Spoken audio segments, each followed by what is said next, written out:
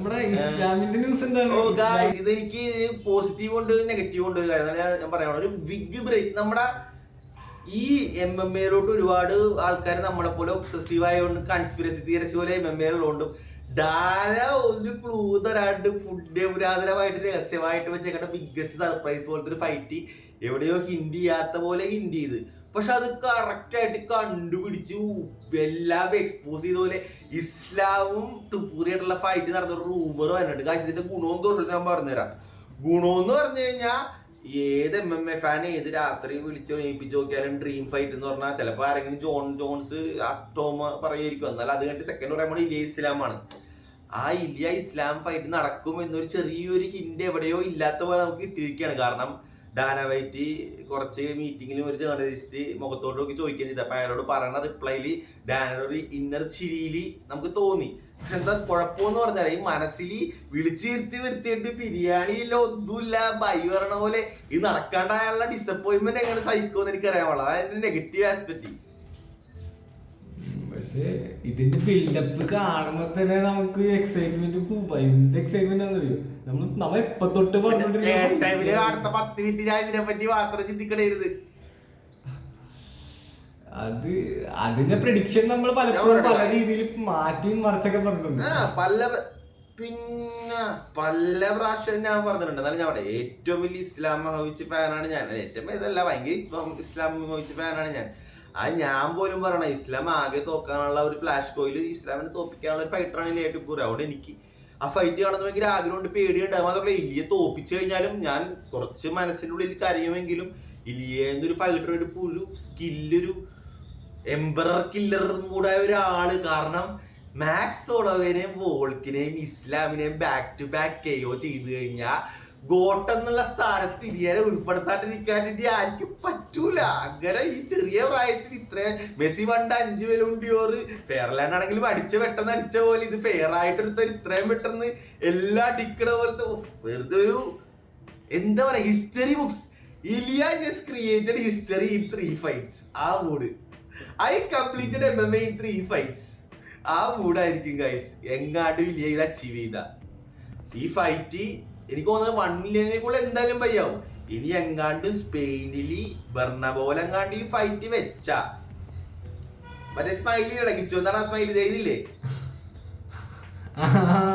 Italian ആൾക്കാരുടെ സാധനം അത്. പിന്നെ ഞാൻ ഒരു കാര്യം ചെയ്യണേ, ഈ ഇലിയ പറയുന്ന ഒരു സീൻ ഉണ്ടല്ല, സബ്മിറ്റ് ചെയ്യുമെന്ന്. സബ്മിറ്റ് നടക്കും ഇസ്ലാമിന്? എന്താ കാര്യം പറയട്ടെ, ഇലിയ എന്ന് പറഞ്ഞതിന് എപ്പോഴും പറയണ എടാ ഇലിയനെ ഡു യു ഡൗട്ട് ഇലിയ? ഡൗട്ട് ഒന്നും ചെയ്യാൻ പറ്റില്ല. ഇപ്പൊ ഇത്രയും നാള് പറയണതെല്ലാം മറ്റേ എഴുതി വെച്ച് ഫുൾ സ്റ്റോപ്പും കോമയും എല്ലാം കറക്റ്റ് ആയിട്ട് ചെയ്യുന്ന ആളാണ് ഇലിയ. പക്ഷെ ഇലിയ സബ്മിറ്റ് എന്ന് പറഞ്ഞു കഴിഞ്ഞാൽ ഒരു മൈൻഡ് ഗെയിം ആയിട്ട് എനിക്ക് തോന്നണം. കാരണം ഒന്ന് ആലോചിച്ച് നോക്കിയേ, ഇസ്ലാമിനെ തോപ്പിക്കണം എന്ന് പറയുമ്പോൾ തന്നെ വേൾഡ് ഷോക്കിംഗ് കാര്യമാണ്. ആ സമയത്ത് സബ്മിറ്റ് എന്ന് പറഞ്ഞാൽ ഭയങ്കര അത്രയും ഒരു മനസ്സിലായില്ലേ? എന്താടാ മല പോലെ ആഗ്രഹിച്ചു കഴിഞ്ഞാല് എന്താ ആകാശം എന്നുള്ള എന്താ വാക്കെന്താടാ പറഞ്ഞത്? വാനോളാല് ആഗ്രഹിച്ച എന്തോ വളം കിട്ടും, അങ്ങനെ എന്തോ ഉണ്ട് ഒരു സാധനം. ആ സാധനം കിട്ടുമെന്ന് പറഞ്ഞില്ലേ? അതേപോലെ അല്ലേ പൊക്കത്തത്ര ഇത്രയില് കിട്ടുള്ളു. അപ്പൊ ആ ഒരു കൂടെ ഞാൻ പറയുള്ളൂ ഇസ്ലാമിനെ സബ്മിറ്റ് ചെയ്യണമെന്നൊക്കെ പറഞ്ഞ ചിലപ്പോ മറ്റേ ലെഫ്റ്റ് കൊടുത്ത് റോക്കാക്കി താഴെ കിടക്കണ ആളെ ഓടിപ്പോയി ദിഗരെയൊക്കെ പിടിച്ച് വല്ല സബ്മിറ്റ് ചെയ്തിരിക്കും. അതായിരിക്കും ഉദ്ദേശിച്ചത്. പക്ഷെ എന്തായാലും ഗൈസ് സോ എക്സൈറ്റഡ്. അത് മാത്രമല്ല ഈ ഫൈറ്റില് എപ്പോഴും ആൾക്കാർ പറയുമ്പോൾ ഞങ്ങൾ എപ്പോഴും അണ്ടർഡോഗിന്റെ പെർസ്പെക്റ്റീവില് ഇലിയയുടെ പെർസ്പെക്റ്റീവിലാണ്. ഇസ്ലാമിന്റെ പെർസ്പെക്റ്റീവില് ഒരു പ്രാവശ്യം പോലും ഞങ്ങൾ പറഞ്ഞിട്ടില്ല. അപ്പൊ അതൊക്കെ ഇനി ഫിക്സ് ചെയ്ത് കഴിഞ്ഞാൽ പറയുന്നതായിരിക്കും ഗൈസ്. അപ്പൊ പറയാൻ ടോപ്പിക്കുകളൊന്നും ഇല്ലാണ്ടിരുന്ന ഞങ്ങൾ ഒന്ന് ഉറങ്ങി എണീറ്റപ്പോ 2 ചെറിയ ടോപ്പിക്കുകൾ ഉണ്ടായി. ഒന്ന് നമ്മുടെ ബ്രൈസ് മിച്ചലി കുറച്ച് കാര്യങ്ങൾ പറഞ്ഞു. സെക്കൻഡ് നമ്മുടെ കോണറേട്ടൻ ലൈൻ ആൻഡ് കോക്കിന് ശേഷം കുറച്ച് കാര്യങ്ങളിൽ വിളിച്ചു പറഞ്ഞു. അപ്പൊ രണ്ടിനെ പറ്റിയുള്ള ഞങ്ങളുടെ ജസ്റ്റ് അഭിപ്രായമാണ് ഞങ്ങൾ പറയാൻ പോണ. ഒന്നാമത്തെ കാര്യം ഗൈസ്, എനിക്ക് ബ്രൈസ് മിച്ചലിനെ കുറ്റപ്പെടുത്താൻ താല്പര്യമില്ല. കാരണം ചെറുപ്പത്തിൽ അമ്മയുടെയും താഴെ വീണ് തല ഇടിച്ച ബ്രൈസ് മിച്ചൽ ഇടക്കിടക്ക് ഇങ്ങനെ പറയുന്ന കാര്യങ്ങൾക്ക് കുറച്ച് അസ്വാഭാവികം നമുക്ക് ഫീൽ ചെയ്യാം. കാരണം ഈ ഡാവ് പറയുന്നു Elon Musk is the devil എന്ന് പറഞ്ഞു, ആന്റി ക്രൈസ്റ്റ്. പിന്നെ ഇയാൾ പറഞ്ഞു എർത്ത് ഫ്ലാറ്റ് ആണെന്ന്. ഈ ഫ്ലാറ്റ് ആണ് എർത്ത് എന്ന് പറയുന്നത് ഗൈസ് 2 കാർപ്പങ്ങളുണ്ട്. ഒന്നത്തെ കാര്യം ബാക്കി 8-7 പ്ലാനറ്റ്സ് റൗണ്ട് ആണ്. മാത്രമല്ല നമുക്ക് എർത്തിന്റെ 24 മണിക്കൂർ 24 hours സർവൈലൻസ് നമുക്കുണ്ട്. എർത്ത് റൗണ്ട് ആണെന്ന് തെളിയിക്കാൻ പറ്റിയ ഒരുപാട് എക്സ്പെരിമെന്റുകൾ നമുക്കുണ്ട്. ഇത്രയുമായിട്ടും ഈ പൊട്ടൻ പറഞ്ഞ് എർത്ത് ഫ്ലാറ്റ് ആണെന്ന് പറഞ്ഞവനാണ് ഈ പറയണ ഈ ഹിറ്റ്ലർ നല്ല ആളായെന്ന് വലിയ കുഴപ്പമൊന്നുമില്ലെന്ന്. പക്ഷെ ഒരു കുഴപ്പമുണ്ട്, ഇപ്പൊ പ്രൈസ് മിച്ചിൽ ആരാണെന്ന് അമേരിക്കയിൽ എല്ലാവർക്കും അറിയാം.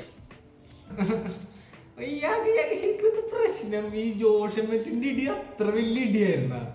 എടാ ജോഷമറ്റ ആൾക്കാര് പറഞ്ഞ അലക്സ് പെരേരയായിട്ട് ഫൈറ്റ് ബുക്ക് ചെയ്തൊക്കെ പറയണ ഇപ്പൊ അവിടെ ഇപ്പൊ ഒരു സി ടി മറ്റേ ബാക്ക് ടു ബാക്ക് CT ഇങ്ങനെ സ്റ്റാക്ക് ചെയ്ത് വെക്കാനാണെന്ന് പുള്ളിക്ക് റെക്കോർഡുകൾ അടിക്കാനായിരിക്കും.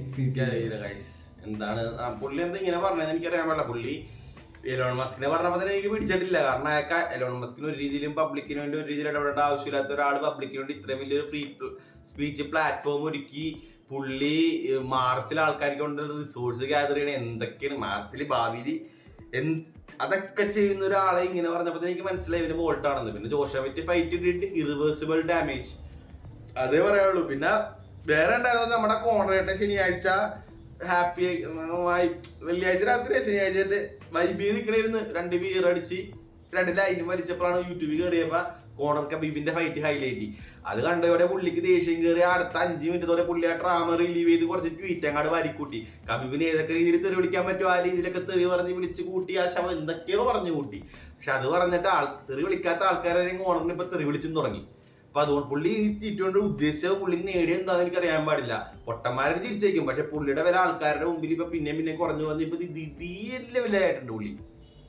നിനക്ക് എന്താ പറയാ കോർണർ സിറ്റുവേഷനിൽ എന്താ പറയാനുള്ളത് നിന്റെ അഭിപ്രായത്തിൽ? കോർണർ വെറുതെ ഇപ്പൊ ഒരുമാതിരി കൂടുന്നുണ്ട്. ആദ്യമൊക്കെ എനിക്ക് പുള്ളിയുടെ നമ്പർ കാണുമ്പോ വെള്ള ചില്ലായിട്ടിരുന്ന് 2 ലൈനൊക്കെ ഇട്ട് ഒരു ബിയറൊക്കെ അടിച്ച് ആ ഒരു മൂടി പറയണ പോലെയൊക്കെ ഇങ്ങനെ നമ്മളിങ്ങനെ കോർണർ ട്വീറ്റ് ഇങ്ങനെ കാണുമ്പോ തന്നെ നമ്മൾ പുള്ളിയുടെ വോയിസിൽ വായിക്കുക. അപ്പൊ തന്നെ നമുക്ക് ആ ഒരു ചില്ല് മൂടിൽ അങ്ങനെ വായിച്ചങ്ങനെ പോവാം.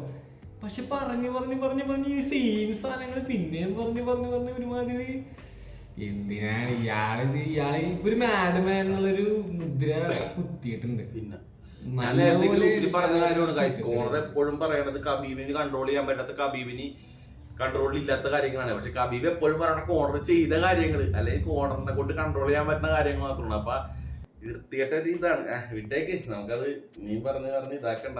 സ്വയം പായ കുത്തി മണിപ്പിക്കണം എന്ന് പറഞ്ഞല്ലേ കോണറിനെ പറ്റി പറഞ്ഞ് അങ്ങക്ക് തന്നെ മതിയായി കാഴ്ച. ഇനി ഇപ്പൊ എന്താ നീ കോണറിനെ എങ്ങനെ ഡീൽ ചെയ്യണമെന്ന് ഫാൻസ് അറിയാൻ പാടില്ല. ഒരാൾ പറഞ്ഞിട്ട് എടാ എന്റെ കലയിൽ അലമ്പാക്കി നശിപ്പിച്ച ഏറ്റവും അലമ്പാക്കി അങ്ങനത്തെ രീതിയിലൊക്കെ എല്ലാം ചെയ്തു വെച്ചേക്കണം. അത് ഫോളോ ചെയ്ത് പോകണം. ഞാൻ എന്ത് പറയാനാണ്.